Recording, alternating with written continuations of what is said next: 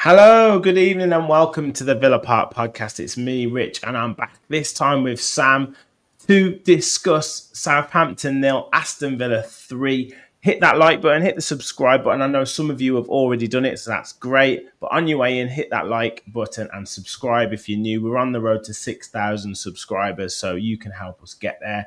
And get your comments in, your thoughts on yesterday's performance. I've called this Watkins the game changer inspires Villa. So we'll obviously get into that. We'll talk about the substitutions, their impact on Villa, and one or two other performances. And we'll probably touch on Tuesday's upcoming game as well. Sam, VP of the Watkins fan club. I didn't spot that earlier on, but of course, man. You know, I take my very seriously. So how are you doing anyway, mate? Good to see you. I am good. I'm good, guys. How are you? How's everyone doing? I'm sure everyone is great in the chat. James is here, Si is here, Matt is here, Carl is here, Lewis and Michael, everyone in, PJJ, Matt.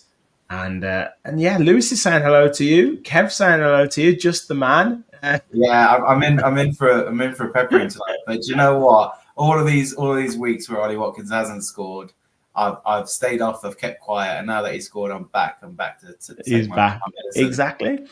No, I think back to give him some flowers as well, maybe as well. So we'll cover that in a bit. But I guess just generally, mate, solid 3-0 victory. You know, had to be a bit patient and get there in the end. But ultimately, a game that continues that momentum for us. 8 wins, I think, in the last 9 games in all competitions. We're hitting form at the right time, mate. Yeah, 100%. It was. It looked a little bit shaky there for a while, like it wasn't going to happen. Missed penalties, a lot of drama, a lot of things going on. But yeah, I mean, first and foremost, it was a game we should have won pretty comfortably. I mean, Southampton are kind of on record as one of the worst Premier League. This Southampton team specifically, because Southampton are actually an amazing club and they produce some amazing talent over the years, but this particular Southampton team is not one to write home about. So it really should have been a comfortable victory for us. And we left it late, and I'm sure we'll go into it and go into a bit more of the details. But if just an overall picture, if you take a look at the stats, you know, we were all over them, and in the end, good value for our 3-0 win. Yeah. Me and Gareth, we did our talking tactics show, and we kind of said that it was probably a bit of a role reversal from the PSG game, in that, you know, we were kind of camped round our box with the other team, with Paris having, you know, loads of possession and probing passes, and Villa were similar, maybe not quite with the grace and the movement, but yeah, it does take maybe a little bit of time to break those teams down. But first half, I guess, similar story, maybe not moving the ball quick enough, maybe not sort of taking enough risks that we maybe could have done.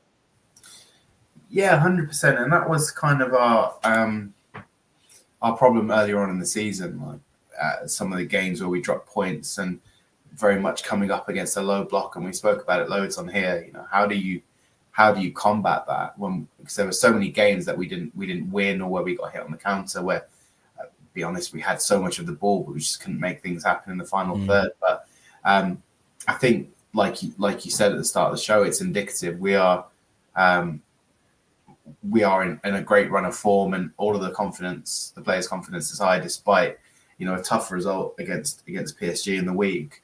You know, and this is the mentality now that we have coming into the second half of the season, where, you know, we almost felt like it was inevitable. You know, Villa score goals no matter who it's against, or whether we lose games. Very rarely do we not score a goal. So we know that we've got it in it. And now you've got the likes of, Rashford and Asensio and Rodgers and the rest of them, but also that dynamic that we've been leaning on all season, especially since January, the strength that we have from the bench. And I think we put it in our. I didn't manage to watch the game because it was a 3:00 kickoff, and God forbid anyone has a dodgy stick. But I didn't manage to watch the game. And when we were talking about it in the group chat, one of the first questions I asked was to the boys who were watching it or who were there, have we made any subs yet? Because until we make the subs, those substitutions make such a big difference for us. And I'm sure we'll go on to it, but for Villa breaking records for goals by substitutes, and Unai Emery just using all of the tools at his disposal and all the weapons in his arsenal, like a world-class manager should. Not just the vision to bring these people into the club and have that squad depth, but then also knowing how to utilize them at the right time, bringing on the right people when the opposition's starting to tire, and we've got a squad full of quality. So we took advantage of that. Absolutely, mate, 100%. I mean, Lewis says saving the energy in the first half, potentially. Sai also saying we knackered them out. Michael said a few people going into meltdown at half time. We must understand that teams are treating us like a top 4 team.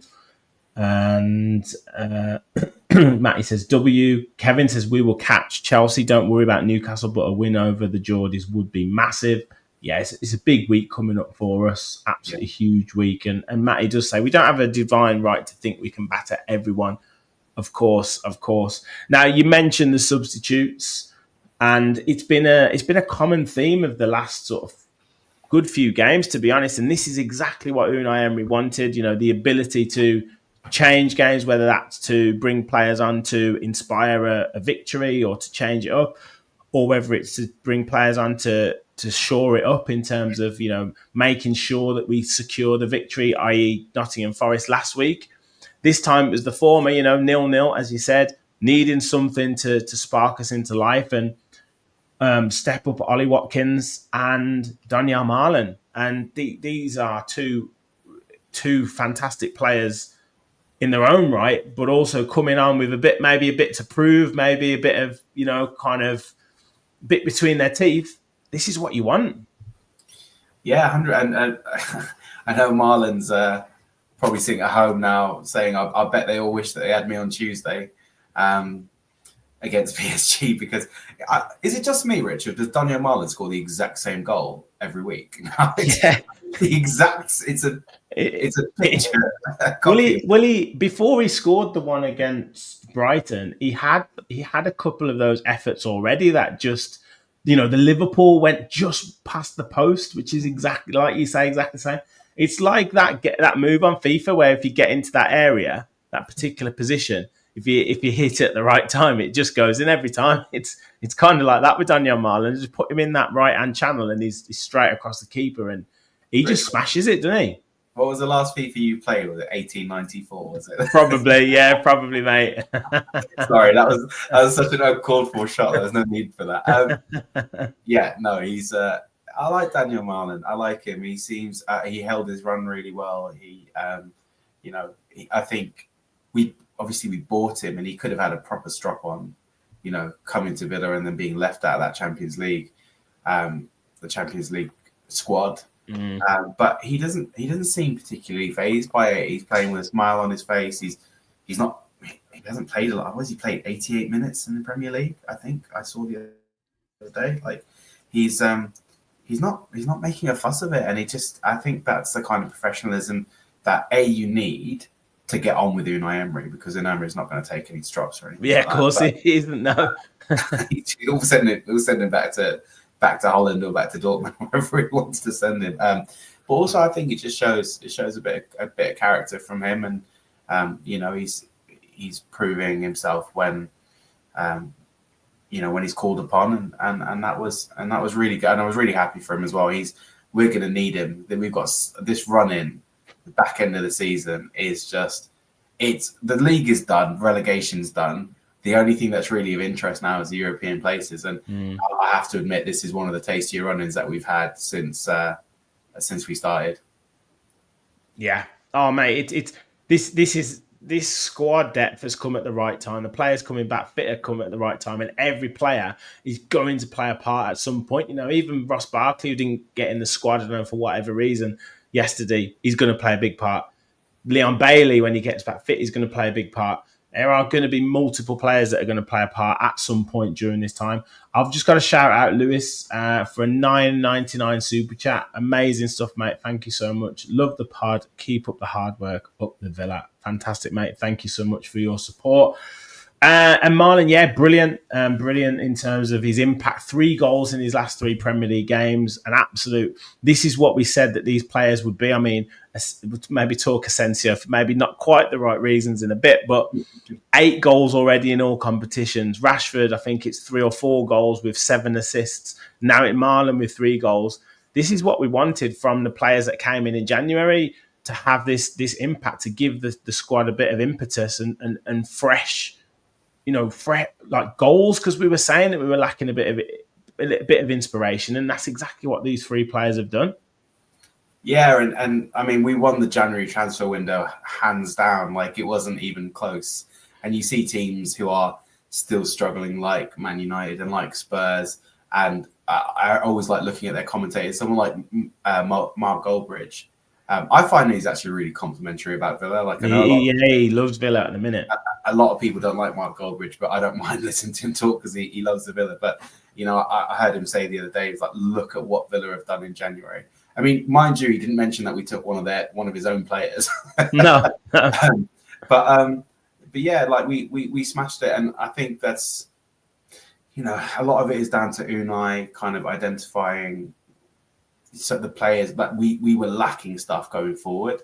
Because like I said, at the start of the season, we had loads of the ball. We couldn't really create any chances. And if we could create chances, we were struggling to score them. You know, there was so much dependency on Watkins and Duran. And a lot of the start of the season was kind of Duran doing something incredible as well. Like, it wasn't sustainable going forward. We needed more of a coherent plan and different options. Another thing is, I don't know if anyone remembers, but us having absolutely no midfielders and having Bouba Kamara playing at centre-back and no Mings and no Pau Torres and, you know, everyone, Matty Cash was injured. We were playing Bogard in every position, yes, including T-Boy. Like, we were a big part of why we're not higher up the table, sort of like on more points, I think really is down to the injuries that we've had and the struggles that we've had. But they identified that in January. They brought in a whole new supporting cast. And ever since that's happened, we just kind of... I know that we got beat by PSG, but, you know, even then, we don't really fear anyone. We feel invincible and we seem invincible. And people are starting to put that respect back on Villa's name when we play them. And you can tell that by the way they play. Absolutely, mate. Absolutely. Michael's coming with a Ollie Watkins. So let's talk about him. I mean, like you say, he's had a bit of an up and down time over the last few weeks. Been out with a bit of a knee injury. Didn't get any England squad because of that, and then kind of in and out of the team. Missed a few chances against Preston.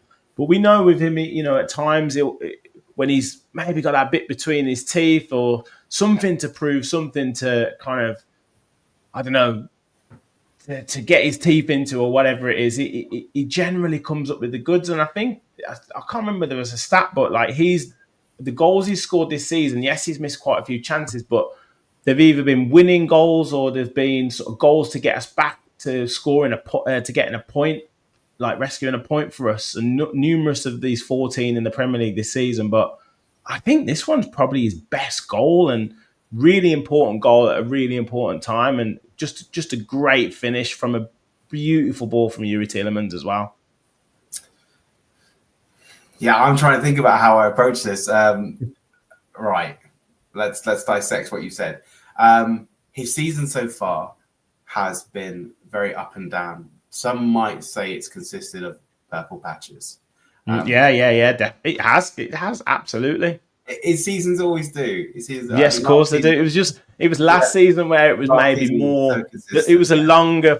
Yeah. It Yeah, was, he was really consistent last season, yeah. and Ollie Watkins is when he's on form and when he's in the mood, and he's brilliant. He looks like such a top player, and yesterday against Southampton he 100% was at his best. He won the penalty. The ball that came in from Yuri Tielemans, like, it's a lovely ball, but I was playing football today. I always play football on a Sunday, so this is why I always talk about me playing football. But I myself played a very similar ball, and the problem is, unless you do what Ollie Watkins does, that ball is absolutely redundant because it's so high and it's so far and it's actually too close to the goal. Like, it's a lovely pick out, but to actually do something with that ball is so difficult.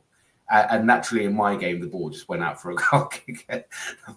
Nothing really happened. But that kind of awareness from Watkins, and let's be honest, he was like, the acrobatics to get to it is sensational. But he really just thought, I need to guide this towards the goal. There was no intention to lob Aaron Ramsdale and let it hit the bar 4 times before it goes in. He was just thinking, I want to direct this towards the goal in any way that I can, and that's exactly what he did. And he a lot of players would have given up on that. A lot of players would have just thought, it's too high. I'm not going to contort my body like that. I don't want to risk an injury, dropping on my ass or looking like an idiot. I mean, look at that quad. That's how he can. That's how he gets up so high. But he had a brilliant game. And I think recently he's been on the bench. I don't think it's necessarily because of fitness, and I don't think that fitness was the reason that he was left out the England squad either. I think that's the injury kind of saved his blushes because he hadn't been performing very well. And it looks like Unai Emery's kind of preferring Rashford up top. And Ollie Watkins definitely staked his claim yesterday. And if we want to achieve what we're going to achieve, or what we want to achieve this season, we need Ollie Watkins to hit that form. So, like, now is the perfect time. Everything, the stars are aligning. Ollie Watkins can be the guy to take Villa to, an FA Cup win or into the Champions League again, or dare I say it, on an even longer run into the Champions League, maybe into a semi-final, maybe into a final. If he is on form and he plays the way that we know he can, the sky's the limit for us this season. But we need him and everyone at their absolute best, and it looks like that's what Ollie Watkins did on Saturday. So fair play to him. Yeah, agreed. Let's have a look at some of the comments. Michael said Ollie still had to do so much to score that. Michael said, let's hope that Watkins is now going on a streak. Lewis said it's a useless ball, really. I mean, I kind of think it's probably, I really liked the It's pass, a difficult ball to do anything with. Yes. It clearly isn't a useless ball. Because you got someone like Watkins who's on the same wavelength. Because he did see him. Yeah, Yuri saw him make that run. And the gap between is difficult to sort of drop it in between the goalkeeper and Ollie Watkins. But yeah, what he did to kind of get the volley was fantastic. It was absolutely fantastic. Duncan said, great to see Malen score again. Adam said, January signing saved us in his opinion. We would have fallen adrift without the backup. Yeah, absolutely. Bear in the Garden said, no time to think about the goal. It was just instinct. And that's where we know how good Watkins is with that instinct. When he has to think about it, that's sometimes his problem. You're absolutely right. That is when Ollie struggles the most, is when he's one-on-one, when he has too much time to think about it. But something like that, he knows, I just need to get it towards goal. Yes. But, I mean, I've just seen, I don't know if you want to pull up Rod's comment there about you taking a victory lap. No, I'm not going to take the victory lap. No, don't take the victory lap, because I wouldn't let you. Let's play devil's advocate for a minute, shall we? We're not getting into this again. No, we're not getting into it. But I think, obviously, like, considering his form, a little teaser for the PSG preview, considering his form, not in this game, but all of the games that have come before, do you think that Watkins in those 30 minutes has done enough to justify a start against PSG? I thought he was going to start anyway. So I don't know if I think he'll go I think he left. deserves to, though. Well, I mean, this is my honest truth, right? I think the time to say about like players obviously see I'm starting and I'm not starting as that kind of black and white thing. But me, as an Aston Villa supporter, or like, you know, looking at how people can impact games, I don't see it as that. Like, I don't see like someone who's not starting automatically being dropped, because we've already seen it in these last 10 games, let's say. The substitutions, the subs have made more of an impact than the people that have started.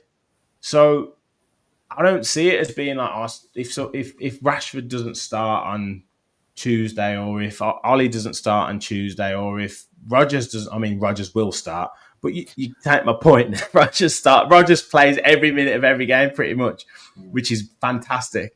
But yeah, I don't see it as that. I just see it as like, look, he will start a team that is right for that particular game in his mind, and then he will make the changes to finish the game that will have an impact. And the people that come on are probably more important than the people that start.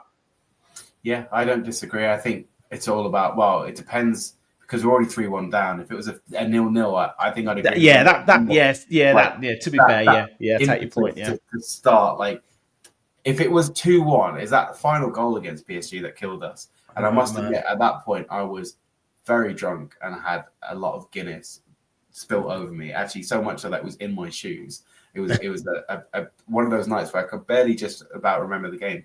But that it's changing the complexion of the game now. So when we're doing, I know this isn't the preview, we'll get back to the normal game, but when we think about PSG, we're not going in at a 0-0. Like, we have to go there and score an early goal and kind of take the game by the balls and and take control of it and get ourselves back to a place. So we don't have time to wait for the 60th minute before we make changes to do something. We've got to go. So really interesting. I don't think Ollie Watkins should or shouldn't start the game either way. I'm 100% with you, actually. I just think whatever Unai Emery thinks is going to be the most effective team for that game and to utilise the Villa Park crowd and everything. And I just don't think he's done himself any harm with his performance. Oh, absolutely not. And fair play to him, 100%. This is why, you know, managers have these squads and they want quality players, because not only has he got the options to come off the bench, but he's also got those players to put pressure on the other players. Now, we know Ollie hasn't been the greatest at dealing with that pressure, specifically from a player who can sort of put that direct pressure on him. Maybe someone like Rashford is slightly different in the fact that he can operate off the left, but I do think he comes in on Tuesday, but that might be a bit harsh on say Ramsey or something. But I think him, as Si said, putting the centre backs under pressure for us against PSG, and then having Rashford on that left hand side to give Hakimi something to think about. Again, we're getting into PSG talk. Will be much more important than. Much more potent for us than I think than we did at their place. So, yeah. I tell you what, we really need. We need Rashford to start and be on for 90 minutes just in case we get a penalty. Yeah. Yeah, definitely. I do have to shout out Carl because he's done a super chat. Is that Norwegian Corona 59? I think so. The tactics have been bad lately. The Rashi Asensio connection is lost since Rashford started at 9. Rodgers is a bit lost in games. You don't see his dribbling anymore.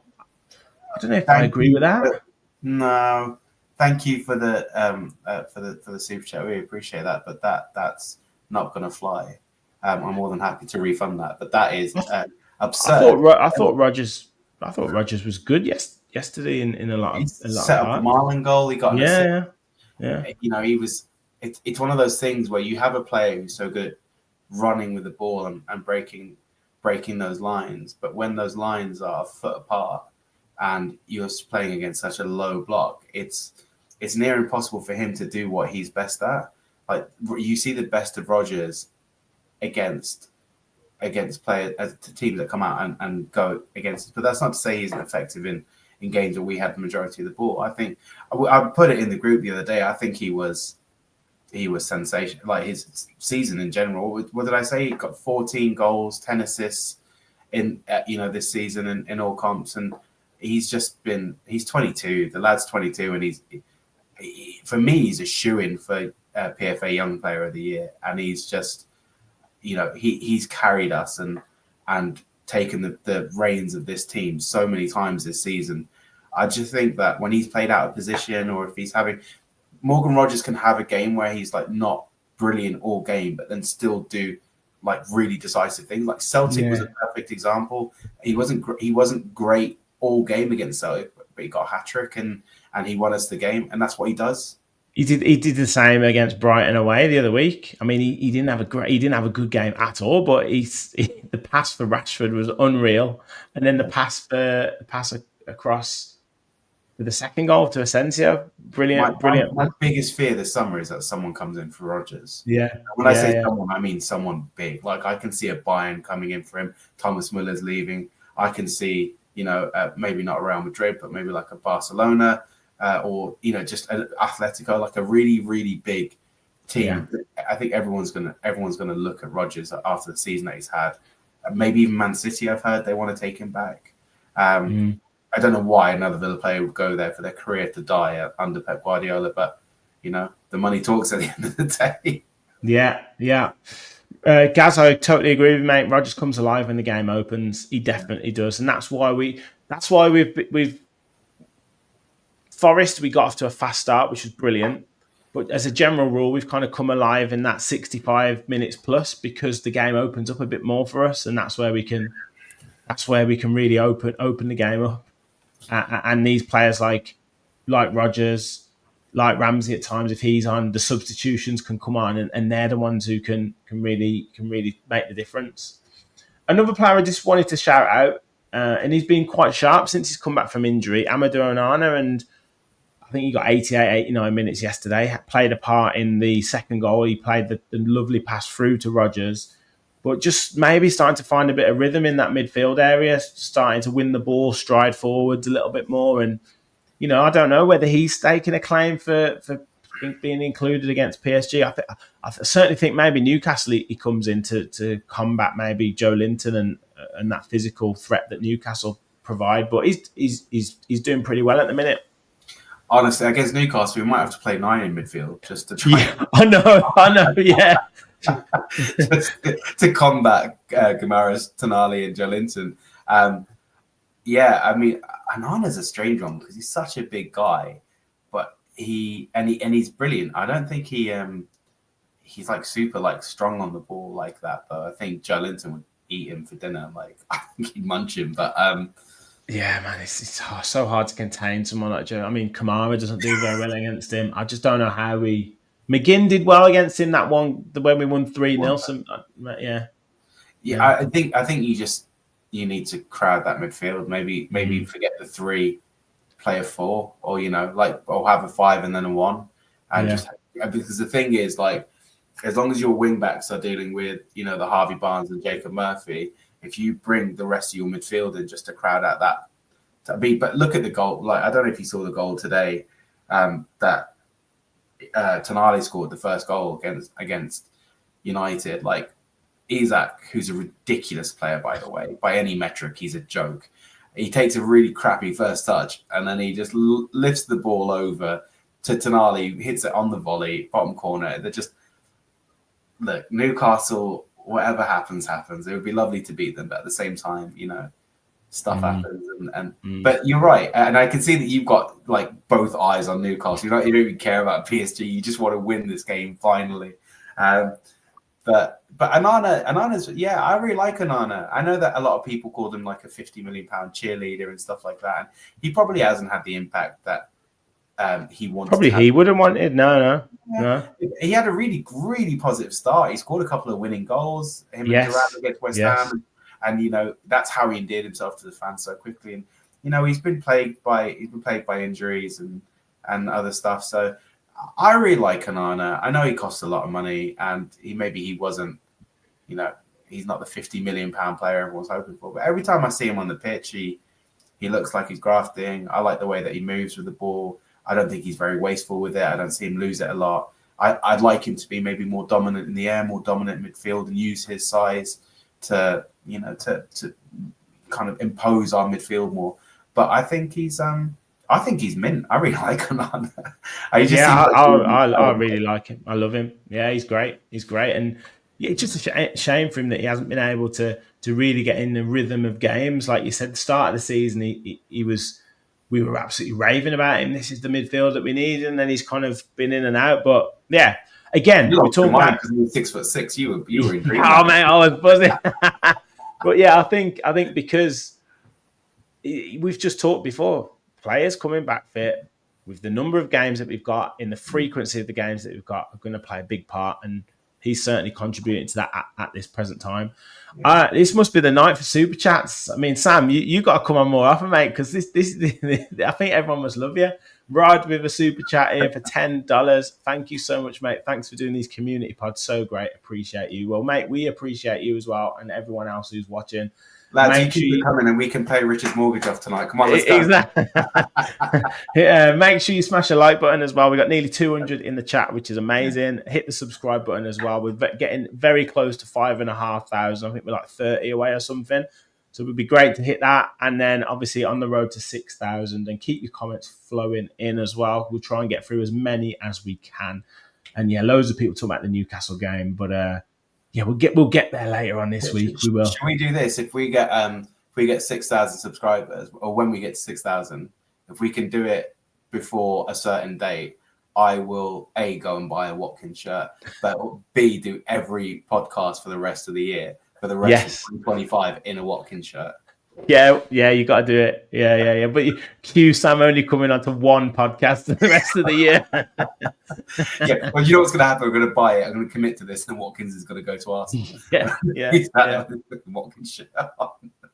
Another quick player I wanted to shout out as well. I mean, it was generally, pretty steady performance for everyone. We talked about Malen, we talked about Watkins having a big impact, but Tyrone Mings, I think we talked about him a couple of weeks ago, maybe. I haven't got a picture of him from yesterday, so sorry about that. But he makes such a difference to us at the back. We talked about his leadership and the number of clean sheets that we've had since Mings has come back in. Connor's a better, seems more settled when he plays.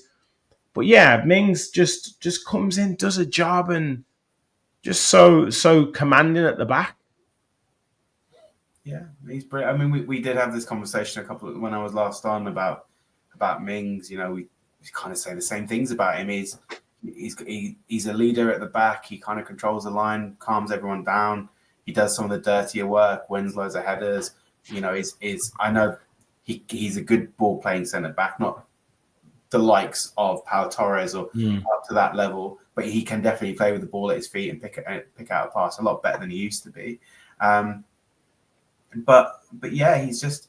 I think there's a couple of things. I think the solidity at the back has come from Mings. I think there's been more consistency.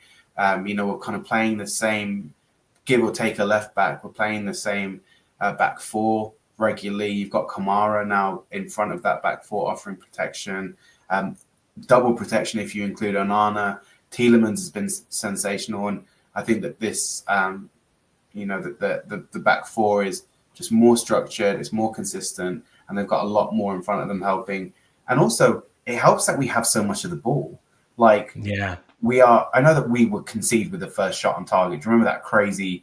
What was that 6 months where the first shot on target we concede every single time. But we've just got so much of the ball now. What was it, 75% against Southampton, and even against Forest, we had so much in the first half. I think we had 80% of the ball, something done like that. So it helps. The best, what do they say? The best form of defense is attack, as long as the ball's not in your half. But I think Mings has been excellent. It's a really, really weird question. What happens for Mings? Where do we go? I reckon he gets another year. I don't think that we try and offload him in the summer. But again, one more niggle for Mings in his career might be done. So, do we want to commit to a really big long contract and big wages? And I think I think 12-month extension, probably. Yeah. I mean, I don't know how long he's got left. Normally, I'm not sure. I don't know if it's next year his contract's up, but yeah. Paul says Mings must play against PSG. Adam says a little concerning. We look more solid with Mings than we do with Pau Torres. What what would you do? Do you think he starts on Tuesday night? Yeah, 100%, 100%. Pau Torres is like I say, he's a brilliant ball playing centre back. He builds up the play really well. But we've all seen a stiff breeze, can move Pau Torres out of the way. So, when he's coming up against the likes of Dembele and Makola, and honestly, some of these PSG guys, I thought I was more drunk than I actually was. The movement's frightening, isn't it? It's frightening. Scary. And who is it? Disassi got sent for an absolute hot dog like that. That would. What's the name? Kvaratskhelia. Kvaratskhelia. Yeah. We'll work on that one, guys. Sorry about that. Yeah. I had it the other day. I had it. But yeah, I mean, he would have beat anyone with that skill. But it's not many players that do that now. That sole of the foot roll, like, or just wingers that take players on. Yeah, but Disassi's just too big. Like, he was like, honestly, I was half expecting someone to shout out timber in the background. Yeah, man, it was a shame for him. Wasn't he fell so slowly as well. That's so bad for him. Yeah. I mean, look, PSG was sensational. I don't like this Disassi concert at right back. I know that we don't have to do it in the league because we've got Garcia and we've got Matty Cash, but this whole massive centre backs at right back who are not naturally right backs anyway doesn't work for me. So I think you need a really structured defense, and I think the best way for us to go to get a result against PSG, or the result that we're looking for, is to absorb a little bit and it's the goal that we scored. It's the first goal. The ball comes out really quickly. It's 4 on 3 for Villa, and that ball into Tielemans from Rashford just finding Rodgers at the back post, and it has to be quick, snappy movements. I'm not saying sit there and absorb too much, because the longer we do that, the more we'll struggle. But you need that really solid foundation, and for me, that is Mings. But will the occasion, will the players, and it's not just that they are unrelenting in how they come forward. It's just the skill that they have. Honestly, like it's hard to defend against because you've got no idea what they're gonna do. Well, yeah. So definitely. Kevin's got Mings for a set piece header on Tuesday. Hopefully, it'll be in the PSG net and not in our own net. But yeah, I'm sure. When was the last time a centre back scored from a corner for us? Oh mate, I was thinking because Konsa should have scored against Southampton, and he should have scored a couple where he's had a free header and he's not done anything with it. Disassi's had a couple of efforts, but yeah, I don't know. I couldn't tell you. Mings hasn't scored this season, has he? I think he scored last. Well, he definitely didn't score last season. He never played, but I think it's been a while since. How Torres scored against Wolves last season and Tottenham last season. He had one disallowed against Bayern. And actually, if I may play devil's advocate against myself, so just everyone doesn't think I'm only doing it when Rich talks. Pau Torres is really good against Bayern, actually. Yeah, like defensively really good, but also that obviously everyone knows the ball to Duran that he ended up scoring from. But I think in general, like defensively, he's quite solid. But this PSG team are kind of on a different level. I don't know how they play the game differently. They just move in fast forward. So we'll see. Yeah, Kev says Mings to score. I knew you were, mate. I knew you were.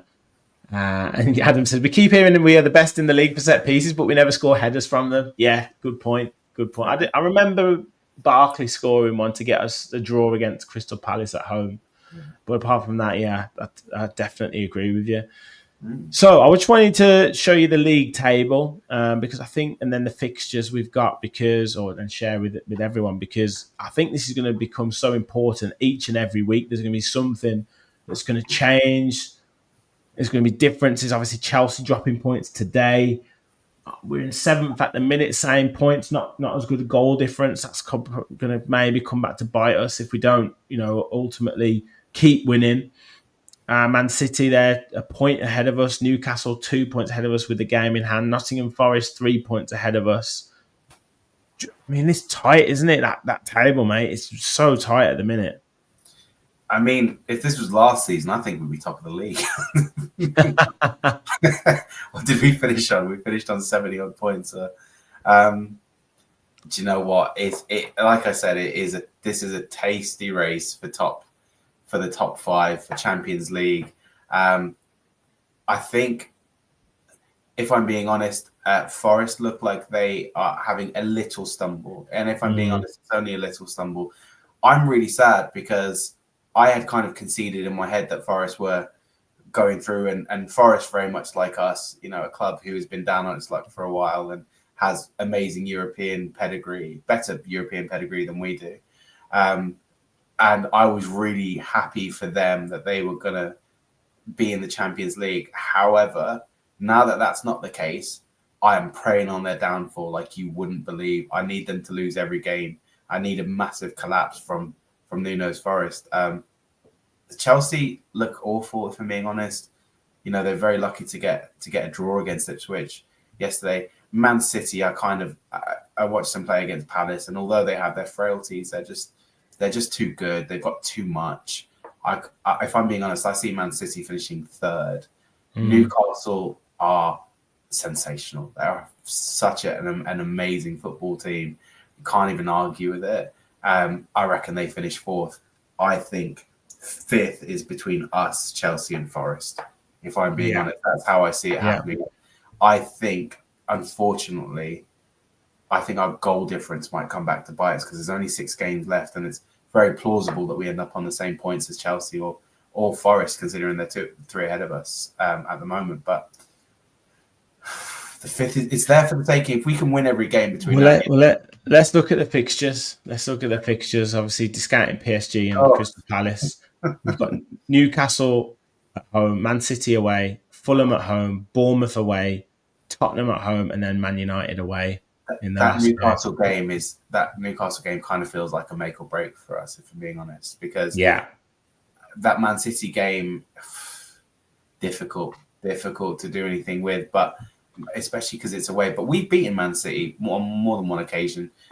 Beaten this season. Yeah, they'll be there. They'll be there for the take. Beat them last season as well. And then Fulham is a winnable game. Bournemouth is a winnable game.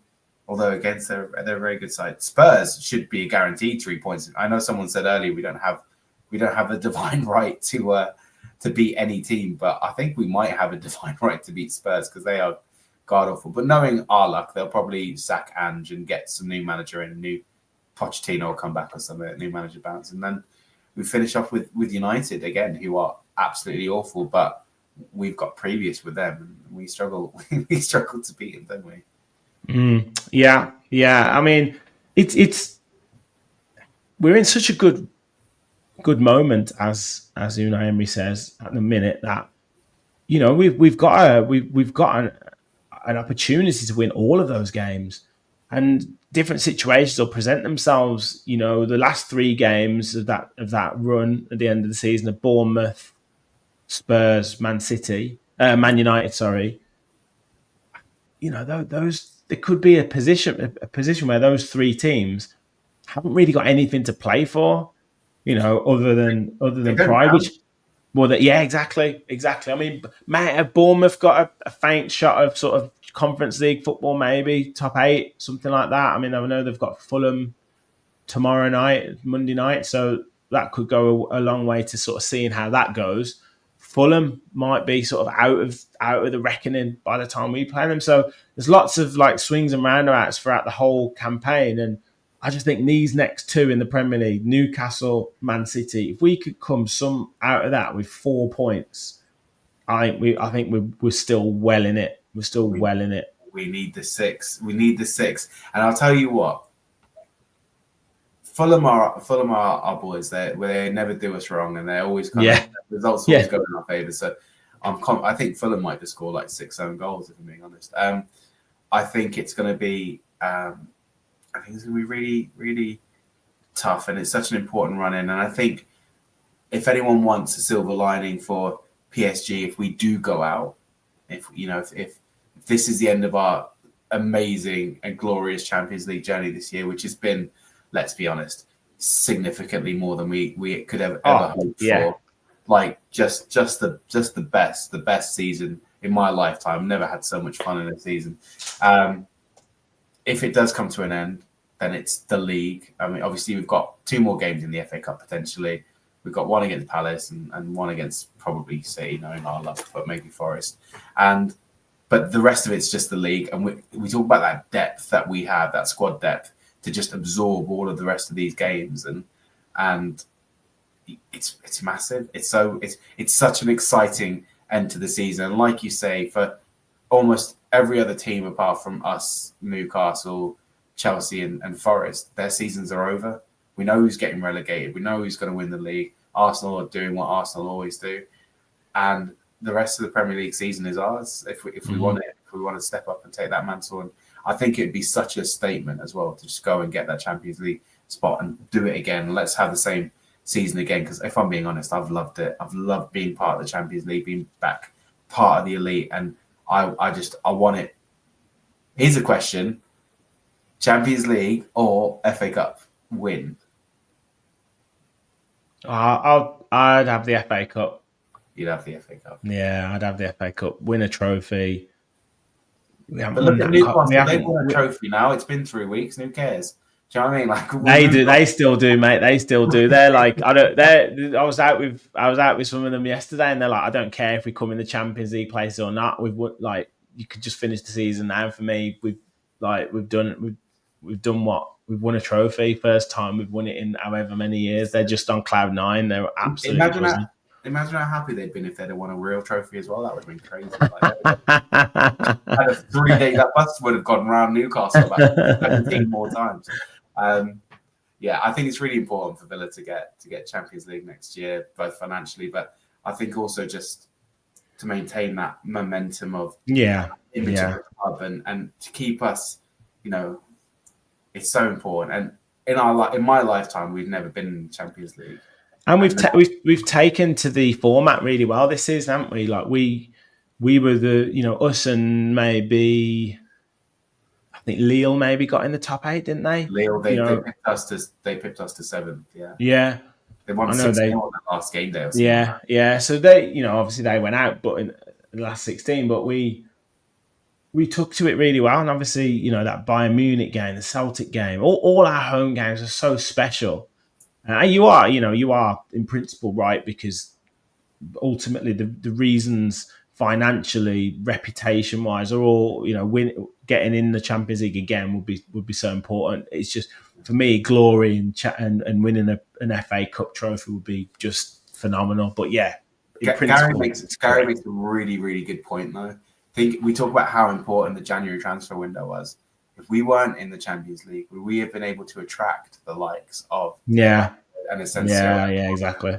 The FA Cup, an FA Cup win doesn't do that for players. You know what I mean? But Champions League allows you to build. If we're talking about long term gain over short term success, right? So I don't disagree with you. By the way, I mean I'd like it either way. I was just picking you. No, you're playing devil's advocate. I know what you like. I know what you like. An interesting one. Yeah, let me just get some comments because we got loads about 4th or 5th. So Adam said, I think it will come down to us and City for that 5th place. Duncan says Newcastle 3rd, Villa 4th, and he also says Chelsea, Brighton, and Forest are out of form. Stephen says Forest and City to drop, Villa finish 4th. Duncan also says we'll finish above Forest now. Kevin agreed with you somewhere. Gary said we will definitely get Europa League and our goal difference will turn around, says Kevin. Duncan's certain we'll get Champions League football again, and just hope nothing on the last 2 games, but Spurs and Man U. Yeah, well, I think we'll beat them. Duncan says 1st Liverpool, 2nd Arsenal, 3rd Newcastle, 4th Villa, 5th Man City. Oh, interesting. Very interesting. Writing Man City off. I feel like everyone's forgotten who they are and what they do. Yeah, I think. And then in terms of the Champions League or FA Cup, a couple of people saying both. And Sai says, and we'll get the FA Youth Cup as well. And whoever says both is cheating, by the way. That was I know. Kevin said, we'll beat City in the FA Cup final and the FA Youth Cup final. Lewis says Champions League for him, then the trophies will come. Adam says we need a Champions League because the league won't be this poor or inconsistent next season. 100%. Dunk says he wants 2 stars in that Villa logo, so he's still going for a Champions League win. Paul says Villa 3rd, Man City 4th, Newcastle 5th. Wow, it means we'll have to win every single game, so that'll be interesting. That'll be exciting times. To be fair, Rich, like the only two that obviously are a massive doubt are Newcastle and but Newcastle's at home and our home record is pretty sensational. Newcastle, City, those are the tough ones. But you would say, in theory, we'd be the favourites to win every other game, right? Yeah. It's particularly with the situation of the teams. Man United away is a tough game, but ordinarily would be an extremely tough game. But I mean, they're like fifth from bottom at the moment. They're on the beach already. They've given up for the season. Right. Tottenham have all their eggs are in the Europa League basket. If they manage to get through this one, then the next one, are they going to be resting players or whatever for that game?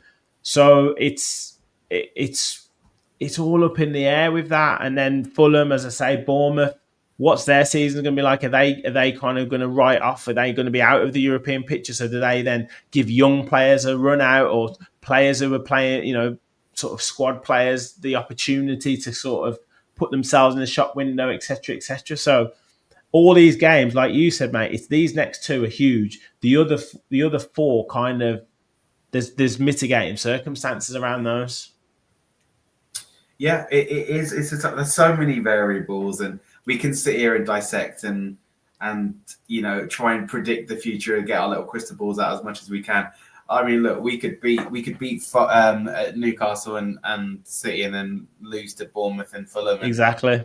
Our hard work be undone. We could somehow manage to sneak past PSG on Tuesday, and then have a whole different conundrum going into the end of the season. We're still fighting on three fronts as well. By the way, middle of April, and we still got a shot to achieve great things in 3 different competitions. I mean, no one knows. No one knows. No one knew who could have predicted that City would have done what they did, or United or Spurs this season. And this is the beauty of our game is I have absolutely no idea what's going to happen. However, I'll caveat that. I really hope Unai has an idea of what's going to happen. That's what I'm banking on. I'm hoping that he kind of is going to use his experience to understand how the end of the season is going to play out and what we need to do. But the remit's simple: win every game. And Unai, I heard about. I don't know if you noticed this, but I saw a comment. I think it might have been Dan Bardell or someone like that. But someone was saying that Unai's looked particularly intense over the last few months. He just looks like a different animal. There's no the smile's off his face now. He's not playing anymore. It's not a joke. He doesn't look annoyed, but he just looks so locked in nowadays. Yeah. And, I think if he's got anything to do with it, one of the things that we need to happen for this to be a successful season, whether it's progressing in the Champions League, winning the FA Cup, or finishing in the Champions League, I think one of those things will happen because that's Unai's way. I just don't know which one.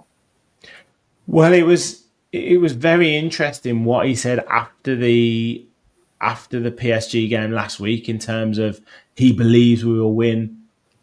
He's already thinking that. You said the third goal.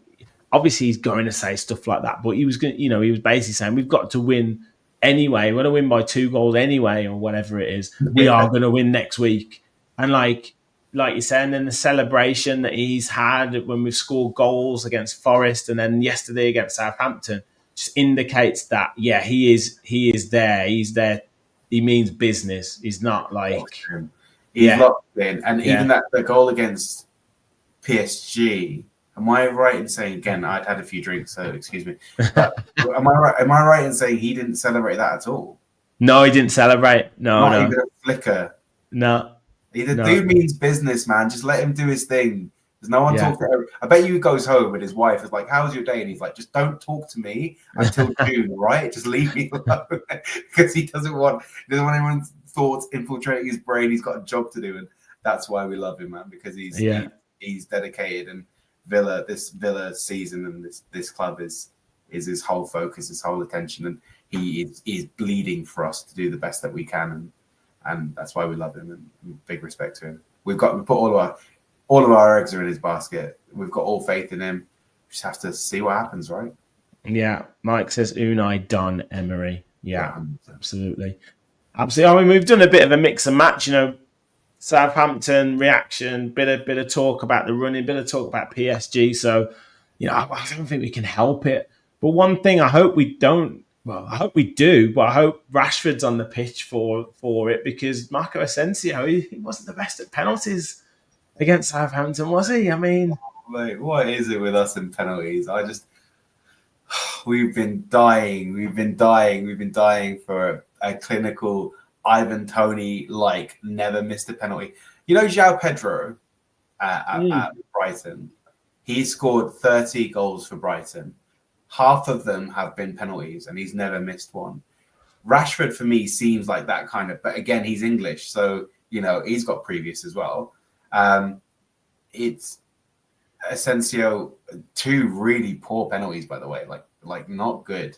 Anyone can miss a penalty, and if the keeper goes the other way and you trickle it into the bottom corner, then it's fine. But after the first one, just put some stank just on put your foot through it, yeah. Yeah. And get it as close to that corner as possible. Stop trying to. And the thing and he's good enough to do it. He's looking the whole time at exactly where he's going to hit the ball. Yeah. And Aaron Ramsdale's just you can see it in his face at one point. He's like, "Are you're definitely going there, right? Because I can see you looking." He just goes in the.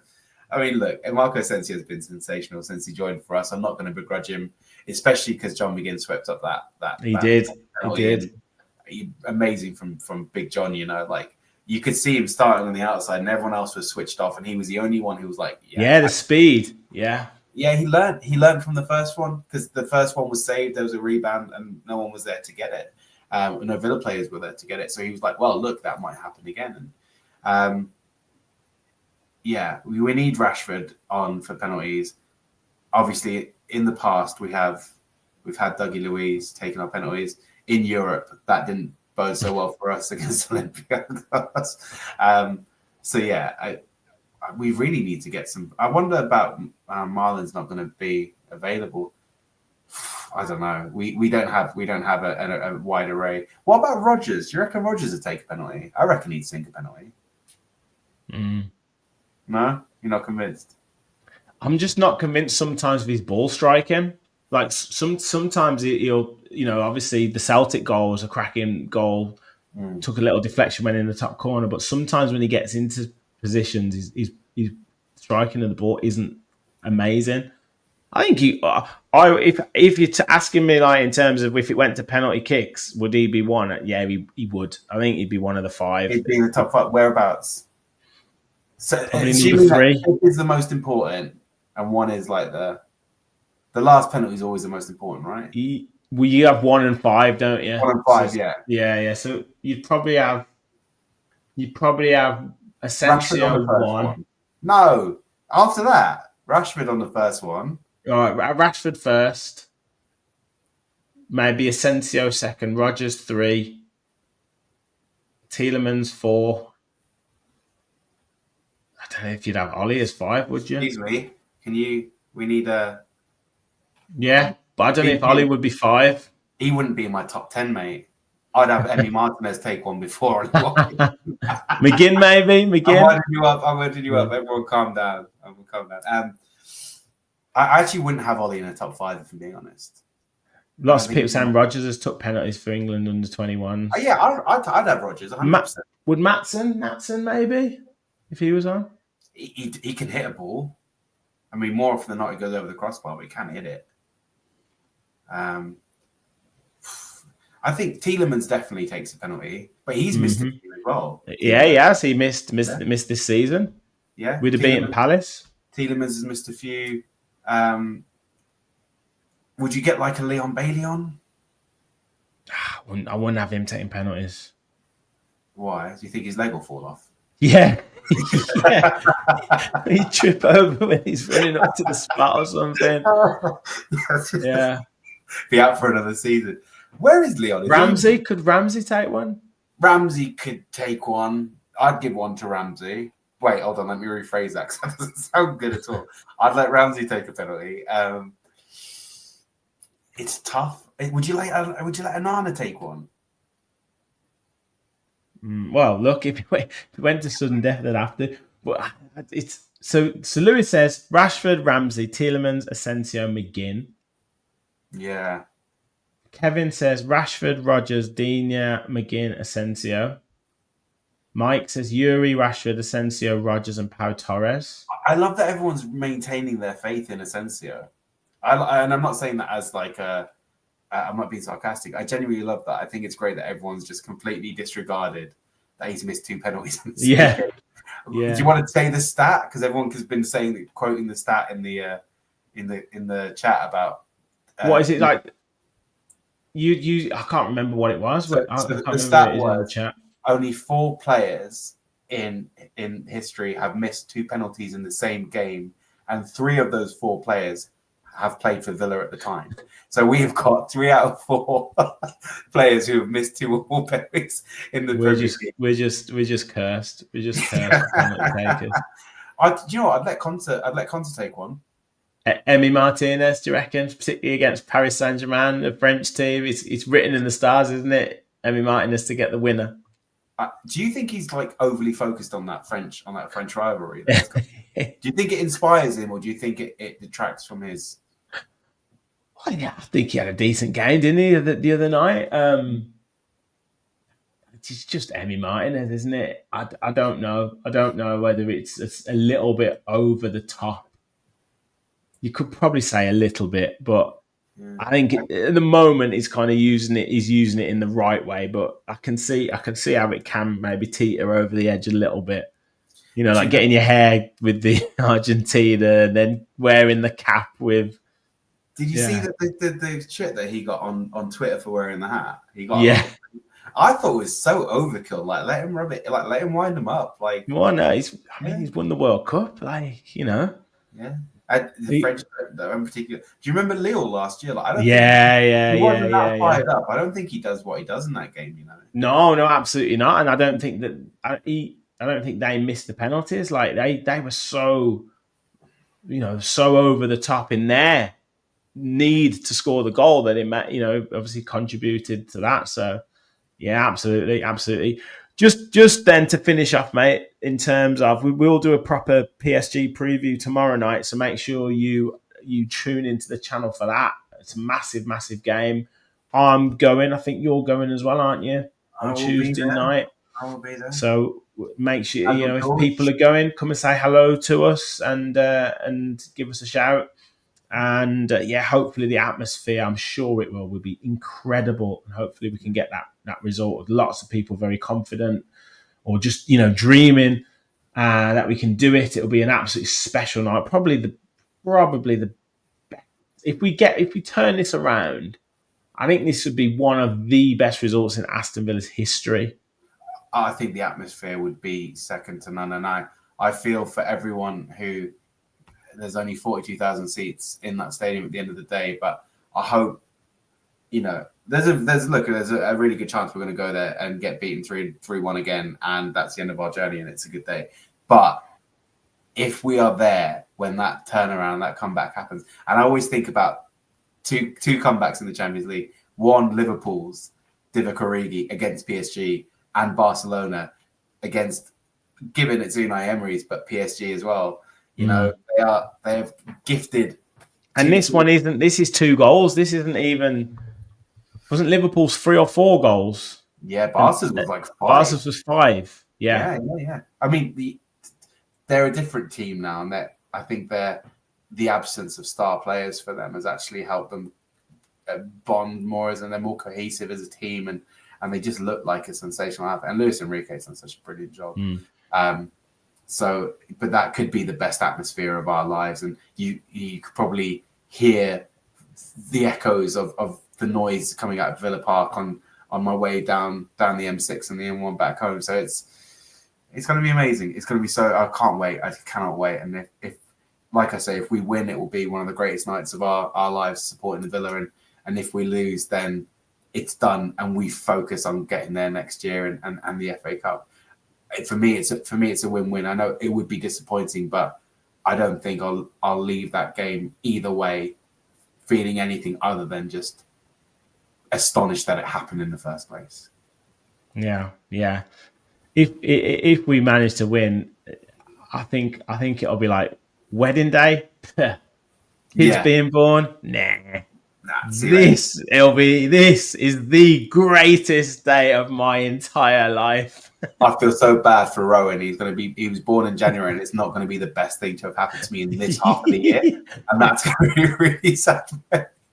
But it could be the greatest of days, and look, we'll enjoy it either way. I just can't wait to go to the game. Yeah, it's going to be fantastic. It's going to be amazing. And I hope we're loud.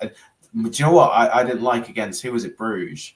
We were playing a really, really smart game against Bruges where we were, especially at home, we're kind of biding our time and we were absorbing and we were actually controlling the game like amazingly well. And all I could hear around me in the stand was little natters of like, oh, why is he doing that for? What's going on here with it?